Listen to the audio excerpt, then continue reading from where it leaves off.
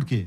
Sim, o cristão deve guardar o sábado naquilo em que ele tem em Jesus Cristo o seu maior exemplo. E Jesus foi aquele que guardou a lei de Deus de forma perfeita. Óbvio que o cristão não deve ter pretensões de igualar a pessoa de Cristo. O cristão não substitui a Cristo, não é o Salvador, não é sem pecado, pelo contrário.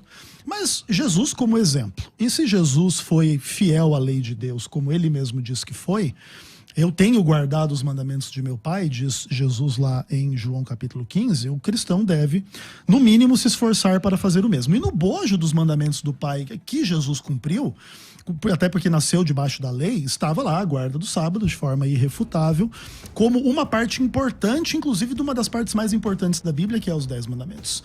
Os 10 mandamentos, basicamente, é uma revelação muito importante a respeito de Deus, né? Ele próprio começa, eu sou o Senhor teu Deus que te tirei da terra do Egito, e aí ele dá aquela série de listas, e aí a gente pode discutir um pouco que aquilo é uma aliança, e se o cristão está atrelado a essa aliança ou não, é uma discussão ampla em função das questões da nova aliança, mas seja como for, entendo que pela Bíblia, pelo exemplo de Jesus, o cristão deve, sem sombra de dúvida, guardar o sábado, como deve não adulterar, não roubar, não matar, não mentir e cumprir todos os 10 mandamentos.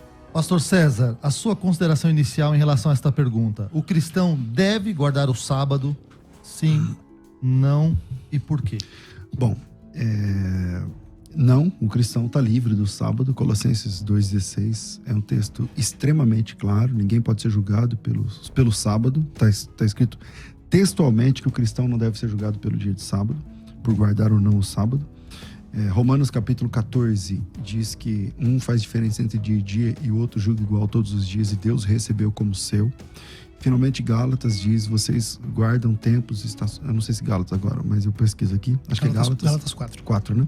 Vocês guardam estações e tempos e dias. E se é assim, se vocês guardam dias especial em relação aos outros, então eu trabalhei em vão por vocês. Agora eu vou tratar aqui o argumento do Ezequiel. Nós temos que guardar o sábado porque Jesus é o exemplo. E esse é o problema do adventista. A falta da compreensão das duas alianças. Em Jeremias 31, versículo 31, Jeremias 31, está dizendo textualmente, eis que vem dias que farei convosco uma nova aliança, não conforme eu fiz no Sinai e tal, com a casa de Judá, a partir da casa de Judá, não conforme a aliança que eu fiz com seus pais, no dia que tomei pela mão, lá da terra do Egito, não sei o que lá. Exatamente a aliança celebrada com os 10 mandamentos. E aí, em Jeremias, está escrito que haveria uma nova aliança, um novo pacto, um outro contrato, tá? Um outro contrato.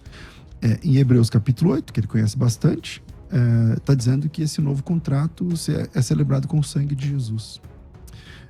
Jesus, ele precisava guardar o sábado. Claro que Jesus precisava guardar o sábado. Primeiro porque ele é judeu, o sábado é um mandamento perpétuo para o judeu. E em segundo, porque Jesus ele está naquela aliança. O Novo Testamento não começa quando ele nasce. O Novo Testamento começa com a morte. Em Hebreus capítulo 9 diz que onde houver testamento, precisa acontecer a morte do testador. Nós não estamos no antigo pacto. Nós estamos na aliança, na nova aliança de Cristo.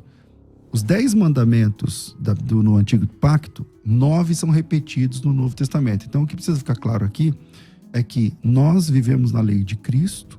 Então, se tem um mandamento claro nas Escrituras para guardar o sábado, dado por Jesus Cristo ou por seus apóstolos, aqueles que ele mesmo escolheu, então aí sim a igreja tem que guardar o sábado, mas esse texto não existe.